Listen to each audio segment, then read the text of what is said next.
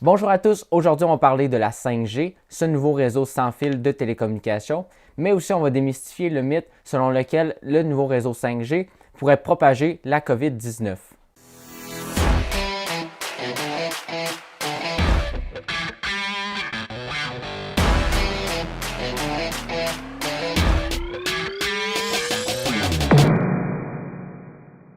Est-ce que la 5G peut propager la COVID-19?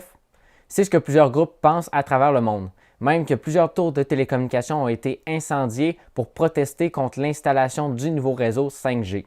Donc, on va discuter du réseau 5G purement théorique et niveau technique avant de parler du réseau 5G au niveau des impacts sur la santé. Et même commençons par définir qu'est-ce que le réseau 5G. Le nouveau réseau 5G, c'est un nouveau réseau, donc 5e génération du réseau sans fil de télécommunications pour les données et la voix. Et ce nouveau réseau va s'implémenter dans les prochaines années. Il faut savoir que si c'est le 5e réseau, donc ça veut nécessairement dire qu'il y a eu 4 versions antérieures, donc le 1G, 2G, 3G et 4G. Cette nouvelle version vient succéder au réseau 4G qui est présentement en place un peu partout dans le monde. Donc, nécessairement, ce n'est pas simplement des aspects uniquement techniques qui ont été engendrés par le passé avec les anciennes versions des réseaux, c'est aussi des impacts majeurs sur l'économie et la société. Donc, commençons dans les années 80 avec la première version du réseau de télécommunications sans fil, où on a vu le jour avec la première génération, soit le 1G, qui nous permettait de transférer la voix d'un appareil à un autre de façon analogique. Ensuite, dans les années 90 est venue la deuxième génération avec le transfert de la voix uniquement, encore une fois. Par contre, c'était une voix qui était numérisée en utilisant des protocoles de type CDMA. Donc, au début des années 2000, environ 10 années plus tard, a vu le jour la troisième génération du réseau de télécommunications sans fil. Cette troisième génération a eu un impact majeur sur toute la société parce que maintenant, on avait ajouté des données pour pouvoir transmettre entre différents appareils. Donc, on pouvait transmettre la voix, mais aussi des données, ce qui a fait exploser le marché des téléphones intelligents au début des années 2000. Même que plusieurs secteurs se sont développés pour fournir des produits qui seraient connectés sur le réseau cellulaire pour pouvoir capter des données et les transmettre de façon sans fil. Au début des années 2010 est venu le 4G suivi de très près du 4G LTE, soit une version avancée de la 4e génération, qui nous permettait d'avoir des vitesses beaucoup plus rapides que son prédécesseur, soit la version 3G, avec des taux de latence très faibles et une capacité d'appareil sur le réseau beaucoup plus grande.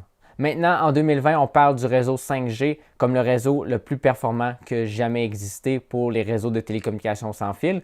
On parle de des vitesses qui sont 6 à 20 fois supérieures que son prédécesseur et des temps de latence 3 fois plus faibles. Ce qui différencie aussi le réseau 5G, c'est la bande de fréquence utilisée parce qu'il faut savoir que les 4 versions antérieures du réseau cellulaire utilisaient des bandes de fréquence inférieures à 3 GHz.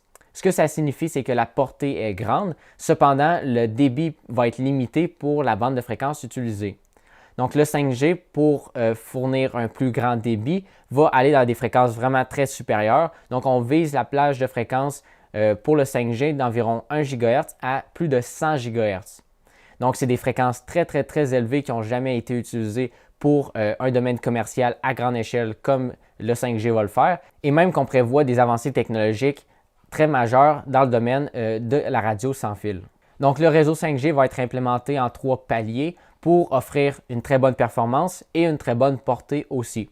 Donc, si par exemple on est près de la tour de communication, on va avoir une fréquence d'émission très élevée pour favoriser un haut débit de données.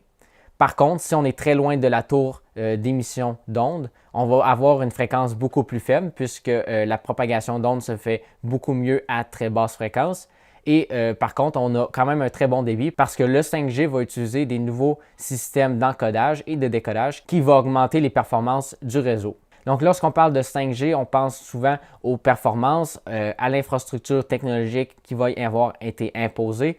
Cependant, on oublie souvent la conception de la technologie et cette technologie-là, comme elle est nouvelle, vu qu'on va à des fréquences supérieures aux fréquences antérieures qu'on avait sur les réseaux 4G et inférieurs. Donc, le nouveau réseau 5G, comme je vous l'ai dit, va utiliser les bandes millimétriques. Donc, c'est des bandes avec la longueur d'onde qui est plus faible que 1 mm. Donc, c'est très, très, très petit et ça crée des enjeux majeurs pour la conception. Nécessairement, c'est tous des problèmes qui sont encore inconnus et qu'on va devoir résoudre pour le futur. C'est ce qui fait aussi que le nouveau réseau 5G se veut plus performant, mais aussi qui va avoir un impact majeur sur la technologie en général. Donc, à titre comparatif, le réseau 2G offrait des vitesses de 0,3 mégabits par seconde. Le réseau 3G par la suite est arrivé avec des vitesses de 7,2 mégabits par seconde. Ensuite, le réseau 4G est arrivé avec 150 mégabits par seconde comme vitesse maximale. Et le réseau 5G se veut vraiment plus performant et plus optimiste avec des vitesses pouvant aller de 1 à 10 gigabits par seconde. Donc ça, c'est des vitesses qui sont maximales. Cependant, pour le réseau 5G, on vise des vitesses moyennes de 50 mégabits par seconde, ce qui est énorme considérant que même les réseaux Wi-Fi avec 50 mégabits par seconde, c'est très élevé. Donc pour ceux qui ont une petite connaissance dans les systèmes de radiofréquence, on sait très bien que plus on augmente en fréquence, la longueur d'onde va être réduite.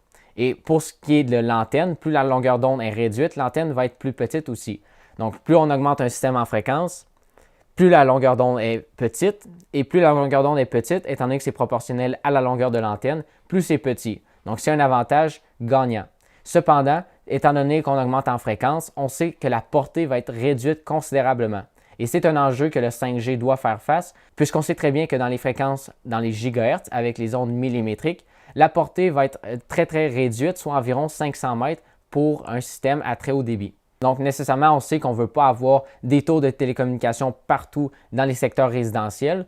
Donc, c'est pour cette raison que les antennes 5G vont avoir un réseau plus étendu de petites bornes d'émission d'ondes qui va être sous forme de MIMO, soit Multiple Input, Multiple Output, qui va utiliser cette technologie-là de réseau pour augmenter la couverture du réseau sans fil 5G et pour pouvoir atteindre plusieurs personnes.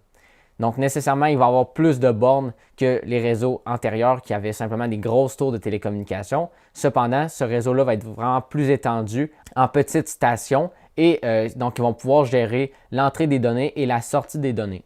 Donc, malgré que le développement de la 5G vise quelques secteurs en particulier, dont la réalité virtuelle, la réalité augmentée, les jeux vidéo, les autos autonomes, les objets connectés ou même l'agriculture de précision, plusieurs secteurs qui sont encore inconnus vont pouvoir voir le développement avec la nouvelle arrivée du réseau 5G. Donc, plusieurs secteurs vont pouvoir offrir des produits qui sont connectés, comme le réseau, par exemple, manufacturier, va pouvoir obtenir des données très précises sur sa production en temps réel avec des objets connectés. Donc, maintenant que tout ça a été dit, vous aimeriez peut-être faire partie du nouveau réseau 5G. Eh bien, malheureusement, il va falloir attendre encore quelques mois, quelques années, surtout si vous habitez en région ou dans les banlieues, parce que le réseau 5G va s'implémenter en premier dans les grandes villes, étant donné que la portée est beaucoup plus faible, mais nécessairement, il va venir aussi par la suite s'étendre dans les années à venir. Donc, il faut savoir que le réseau 4G n'est même pas encore implémenté partout dans le monde. Donc, avant que certaines régions puissent avoir accès au nouveau réseau 5G, ça va prendre encore quelques années. Quelques villes dans le monde ont déjà accès au nouveau réseau 5G pour faire des tests du développement, créer des nouveaux produits et valider le fonctionnement du réseau. Lorsque le développement de la 5G va être fait dans les grands centres urbains, on va voir le réseau s'étendre et offrir une plus grande couverture. La 5G, c'est très bon au niveau technologique, ça offre des très bonnes performances, mais comment l'économie mondiale va en bénéficier? En fait, on estime qu'il va y avoir plus de 22 millions d'emplois créés pour les prochaines années en lien avec le nouveau réseau 5G et qu'il va y avoir plus de 13 000 milliards de dollars en retombées économiques. Donc, nécessairement, les retombées économiques concernent l'industrie de la télécommunication, mais aussi tous les secteurs qui vont pouvoir avoir des objets connectés sur le réseau 5G. On parle d'objets connectés dans le domaine manufacturier, dans le domaine de la santé, dans le domaine agriculture. Donc, tous les domaines qui vont vouloir avoir des objets connectés en temps réel vont vouloir avoir accès au réseau et ça va compter dans les retombées économiques mondiales. Donc, les chiffres que je vous ai donnés, c'est des estimés d'ici 2035 et ces estimés-là sont des estimés pessimistes. On estime que le réseau 5G va pouvoir avoir un impact majeur sur la société et pouvoir avoir des impacts beaucoup plus grands que ceux estimés. Alors maintenant que tout ça est dit, maintenant qu'on connaît tout sur le réseau 5G et son implémentation, revenons à notre question initiale. Est-ce que vous croyez que le nouveau réseau 5G peut vraiment propager la COVID-19? Donc, je crois que c'est une fausse corrélation qui a été créée entre le nouveau réseau 5G et la pandémie actuelle de COVID-19. Il faut savoir que le réseau 5G n'a aucun lien avec la COVID-19 et même que ce nouveau réseau-là a été testé et implémenté bien avant la pandémie actuelle. Le réseau 5G ne se veut pas très différent en termes d'émissions d'ondes électromagnétiques que ces réseaux précédents, soit le réseau 1G, 2G, 3G et 4G. Les normes gouvernementales de chaque pays sont très strictes sur l'émission d'ondes électromagnétiques et même que les compagnies qui produisent des circuits adaptés sur leur réseau 5G par exemple ou le 4G, ils vont transmettre à des puissances beaucoup moins élevées que ceux recommandés par les autorités de la santé. Il ne faut pas s'inquiéter pour le nouveau réseau 5G qui va arriver dans les prochaines années. Donc, il y a une fausse corrélation, comme je vous le dis, qui a été établie par certains groupes à travers le monde liant la COVID-19 et la 5G. Cependant, aucun lien n'a été fait entre les deux. Il faut plutôt être optimiste, je crois, sur le nouveau réseau 5G qui va être implémenté dans les prochaines années. Donc, ça va toucher plusieurs secteurs, des secteurs qui n'ont jamais été touchés par la technologie autant que dans les années à venir, et même que ça va développer des nouveaux emplois et des retombées économiques assez importantes. Merci d'avoir regardé la vidéo d'aujourd'hui. J'espère que vous en avez appris plus sur le nouveau réseau 5G et que vous avez aimé le contenu de la vidéo. Si vous avez aimé, cliquez sur j'aime et n'oubliez pas de vous abonner à la chaîne. Et comme toujours, on va se revoir pour une prochaine vidéo. Merci!